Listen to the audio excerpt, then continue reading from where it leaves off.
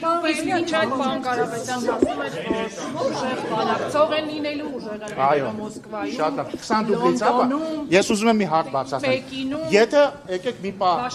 մի պահ ընդունենք, որ Սամվել Կարապետյանի ելույթը, այս վերջին հանրավակին, իրական է, 50-50 անկեղծ եմ ասում, չգիտեմ, կամ իրական է, կամ անբնական է, բայց եթե բնական է, դա նշանակում է, որ այդ մարդը մի հատ 6 րոպեանոց ելույթը ձայնագրել է 20 դուբլից, այսինքն ակնհայտ է, չէ՞, դուք բոլորը լրագրողներիք հասկանում եք, որ նախադասություն առ նախադասություն են ձայնագրել։ Ինքը այդ ուժեղ բանակցելը ո՞նց է անելու, այսինքն գնալու է 20 դուբլից բանակցի, գնալու է ասելու է «Здравствуйте, многоуважаемый», այսինչ հետո զգալու է, որ սխալ արեց, հետո նորից է ասելու, հա դուբլերով են անելու։ Հաջորդը, դուք հասկանում եք, չէ՞ որ այդ մարդու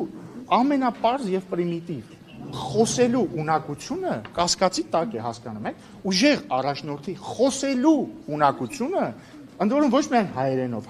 ռուսերենով, չգիտեմ, ճապոներենով, հունարեն չգիտեմ, Կիպրոսի քաղաքացի, չգիտեմ, հունարեն գիտի, չգիտի, գուցե հունարենից է մարդը ուժեղ, թող հունարեն մի հատ ելույթ ունենա, հասկանանք, որ ուժեղ է։ Բայց ինքնին այդ փաստն է կասկածի տակ, ինքը ոնց է բանակցելու։ Ես վստահ չեմ, որ ինքը կարող է բանակցել որևէ մեկի ձեր հետ, ես վստահ չեմ, որ ինքը Նարեկ Կիրակոսյանի հետ կարող է բանակցել, ելույթ մնաց ինչ որ մեկի հետ բանակցել։ Վարչապետին հանդիպել է, ինչ լեզվով են շփվել, Չգիտեմ, բայց լավ հարց է, պետք է հարցնել։ Վանդրական օրենսգիրքի փոփոխությունից հետո փաստորեն անձնանուն հնարավոր չի եկել։ Ինչ եք կարծում, իրենք գրանցվել են մյուս անունով, հնարավոր է գրանցվել են ռեգիստրում են մյուս անունով։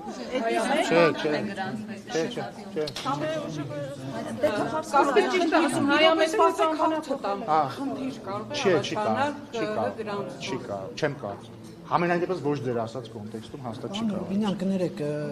դուք այսքան խոսում եք Սամվել Կարապետյան եւ այլն, դուք ունեք օրինակ համակարգման ոլորտ, օրինակ հայ-թուրքական հարաբերություններ, ըստ էության այս ընթացքում որևէ ձեռքբերում արձանագրում չունեք, որ գայի կանգնեիք հայ լրագրողների դիմաց ուղիղ եթերում ձեր ձեռքբերումներից խոսեիք, այլ ոչ թե ընդդիմադիր ուժերից մեկին 10-15 րոպե անդրադառնալ։ Բայց դուք եք հարց տալիս ընդդիմադիր ուժերից մեկի մասին, հարց մի տվեք չանդրադառնալ։ Հիմա հարց եմ տալիս հայ-թուրքական հարաբերությունների մասին, ինչ ձեռքբերումներ ունեք երրորդ երկրի քաղաքացիների համար, ինչ եղավ այդ որոշումը, սահմանները երբ կբացվեն։ Հայաստան-Թուրքիա հարաբերությունների կարգավորման գործընթացում մի շարք քայլեր արվել են արդեն իսկ, եկե հիշեք, եւ որ ամենասկզբում վերաբացվեցին թռիչքները Երևանի եւ Ստամբուլի միջեւ, որոնք դադարեցված էին մի քանի տարի։ Կհիշեք նաեւ, որ պայմանավորվածություն ձեռք բերվեց ուղիղ ավիաբեռնափոխադրումները հնարավոր դարձնելու մասին, ինչը արված է։ Կա պայմանավորվածություն ԱՆԻ պատմական կամուրջը վերականգնելու մասին գործընթացը, փաստաթղթային գործընթացը ընթացքի մեջ է։ Եվ ճիշտ է, ամենամեծ պայմանավորվածությունը սահմանը երրորդ երկրների քաղաքացիների եւ դիվանագիտական անձնագիր կրողների համար բացելն է, ինչի վերաբերյալ մենք մեր կողմից անելիք արել ենք, նկատի ունեմ անցակետի վերականգնումը, լավ լուրն այն է, որ թուրքական կողմից վերջապես այս տարի իրենց կողմից սկսեցին աշխատանքներ տանել անցակետի վերականգնման ուղղությամբ եւ մենք սպասում ենք պայմանավորվածության իրագործմանը եւ այս առումով հնդակը մեր դաշտում չէ։ Դե խաղաղությունը հաստատված է, բայց գործընթացները պետք է գնան իրենց հունով։ Մեր կողմից որևէ խնդիր չկա եւ մենք ոչ ոք նախապայման կա, պայմանավորվածությունը կա, պետք է իրագործվի։ Չեմ կարծում։ Պարոն Ռուբինյան, ամենայն դեպս դա տրամաբանական չէր լինի։ Դուք Անտալիա մեկնելու եք, Ես Անտալիա չեմ մեկնելու։ արտգործնախարարը Դե ասեցի էլի, արտգործնախարարությունը կայտարել է։ Դե հա, բայց ով ամեն անգամ չեմ մեկնել։ Ոչ։ Ինչն է պատճառը։ իսկապես նեղացել եք։ Սիրելի գործընկերներ, ես ձեր տարբեր տեսակ ձևակերպած նույն հարցին պատասխանելու եմ, բայց ես բացարձակ տես բան չասեցի։ Դե հիմա բայց դուք ձեր ենթադրությունները հազար ձև կարող եք ձևակերպել։ Ես ձեզ ասացի, Անտալիայի դիվանագիտական ֆորումին կլինի ներկայություն կիմանաք ինչ մակարդակով, ոնց եւ երբ։ Պարոն Ռուբինյան, ապրիլի 24-ին կառավարական պատվիրակություն Ծիծեռնակաբերդի հուշահամալիր այցելելու է, թե ոչ։ Բայց ամեն տարի այցելում է, ենթադրում եմ այս տարի։ Ինչ է փոխվում։ Դե այն, որ այլևս ցեղասպանությունը արտաքին քաղաքականության հարցում առաջնահերթություն չէ։ Ցեղասպանությունը չէ, ցեղասպանությունի միջազգային ճանաչումը։ Ինչ որ մեկը կառավարությունից այլ բան ասել է։ Դրա շրջանակում եթե առաջնահերթություն չէ։ Իսկ դուք գնալու եք Ծիծեռնակաբերդ։ Ես ամեն տարի այցելում։ Հա, շատ լավ, ես չէ։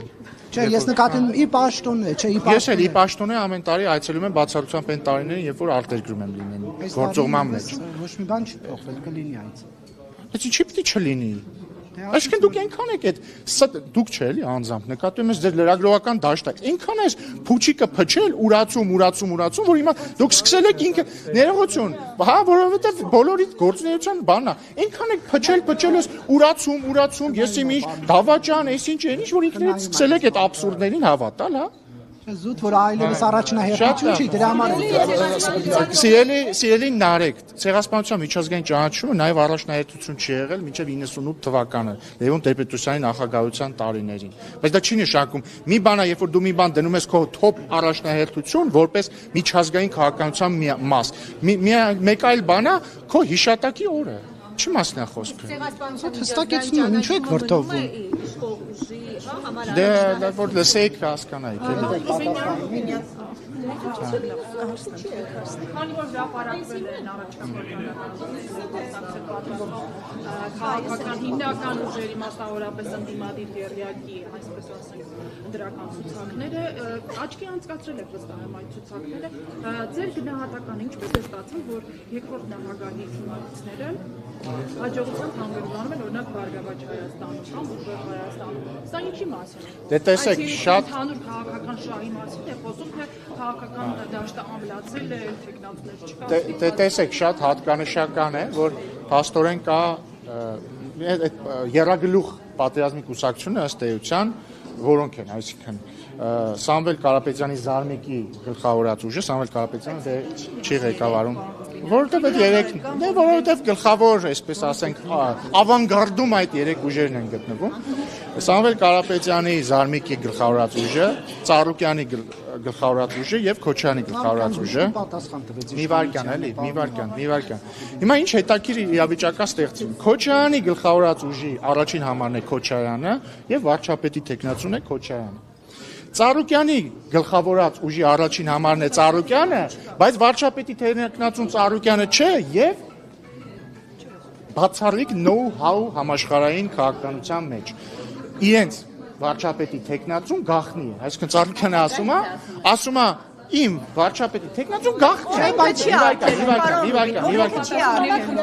Օրենքը էլի չի արգելում, բայց նկատի ունեմ, ֆիքսենք էլի, որ առաջին անգամ համաշխարհային քաղաքականության պատմության մեջ մարդիկ որոշել են ընտրություններին մասնակցել թաքնված, պահկված տեխնացույով, հասկանու՞մ, կարող ընտրություններից, այսինքն Ժորժ ջան, երբ որ դուք ընտրում եք Ծառուկյանի ուժին, իմացեք, որ հետո ով ասես կարող է վարչապետի տեխնացու լինի։ Չէ, բայց ինքը հատուկ ասել է Քոչարյանը չի համագործակցում։ Հաջորդը, բայց Ծառուկյանի ցուցակի երկրորդ համարն է մարդ, որը 2021 թվականի Ռոբերտ Քոչարյանի գլխավորած ցուցակով մտել է ազգային ժողով, Անդրանիկ Թևանյանը, երկրորդ համար։ Ասեմ ավելին, Տիկին Էլինար Վարդյանը, որ հենց հիմա Քոչարյանի ուժից պատգամավոր է, Ծառուկյանի ցուցակում է։ Արեգնազ Մանուկյան եւ այսպես շանկ հաջորդը մի վարքյան էլի Ժորժ ջան սիրելի բարեկամներ կթողեք ես հարցս ավարտեմ պատասխանս հետո կտակ ձեր հաջորդ հարցը բայց դրա հարց չէ էլի ռեպլիկ է հետո գալիս է Սամվել Կարապետյանի Զարմիկի գլխավորած ուժը երկրորդ տեղում էլի երկրորդ ցուցակում երկրորդ համարը մարդ որը Քոչարյանի փաստաբանն է եւ որը 21 թվականին Քոչարյանի ցուցակով դարձել է պատգամավոր Արամ Վարդևանյանը հիմա ինչա ստացվում Այդ պատերազմի երրագլուխ կուսակցությունում իրենք իրար հետ ունեն իրանց մեջ քանի հատ վարչապետի տեխնացու գիտեք 1 որովհետև ռուսաստանցի օլիգարխը չի կարող լինել վարչապետի տեխնացու որովհետև ինքը Ռուսաստան եւ Կիպրոսի քաղաքացի է Ծառուկյանը ինքը տեխնացու չի ասում չեմ ասիով այն տեխնացու այսինքն այդ երեք ուժերի մեջ հանրագումարով կա մեկ վարչապետի տեխնացու Քոչարյանն Պարոն Ռուբինյան Հիմա ընդ որում ես այդ ցուցակները որ տեսել եմ իմ մոտ տպավորություն է ստեղծվում որ իրանք ասենց խառնել, բաժանել ցուցակ են կազմել։ Այսինքն ասենց ուղղակի մարդկանց անունները գրել են մարդկանց, ասենց խառնել են, ամեն մեկը ասենց քաշելա ցուցակ են կազմել։ Հա, Պարոն Ռուբինյան, ներողություն, բայց Գագիկ Ծառուկյանը հստակ իմ հարցին պատասխան ասեց, որ ինչ ուզում է լինի, թեկուզ Նիկոլ Փաշինյանին հեռացնելու միակ, թույլ տվեք հարցը տամ։ Եթե նույնիսկ Նիկոլ Փաշինյանին հեռացնելու միակ տարբերակը լինի այն, որ ինքը պետք է Քոչարյանի օգտին քվեարկի, որ դառնա վարչապետ, չի քվեարկելու։ Որ Քոչարյանի, կարող է Լևոն Քոչարյանի։ Չէ, Ռոբերտ։ Իսկ կարող է Լևոն Քոչարյանի։ Չէ, հարցը Ռոբերտով է հնչել։ Դե հիմա ես ասում եմ կարող է Լևոն Քոչարյանին քվեարկի։ Ասում եմ հարցը Ռոբերտով եմ տվել։ Հասկանում եմ, ասում եմ տարբերությունը մեծ է, որ Ռոբերտին չքվեարկի, Լևոն Քոչարյանին։ Կարող է Անդրեիկ Թևանյանին է քվեարկում, դա դες մեծ է տարբերությունը։ Ինչու Ռոբերտ Քոչարյանը չեն տալիս։ Կաշխանդվում են, չգիտեմ, բացասական ռեյտինգն է պատճառը, մտածում եք, եթե անունը տան ժողովուրդը չի Ընդ որում նաև գիտեք ինչն է շատ հատկանշական, որ Ծառուկյանը ասում է մեզ թարմ դեմքեր են պետք։ Ասենք թարմ դեմքը ով է, Քոչարյանն է թարմ դեմքը, ինքը Ծառուկյանն է թարմ դեմքը։ Ֆիզիկապես գուցե լավ է պահպանվել, բան չունեմ ասելու, բայց ինչով է ինքը թարմ, ասենք Ծառուկյանը ինչով է թարմ, կամ ներողություն, ասենք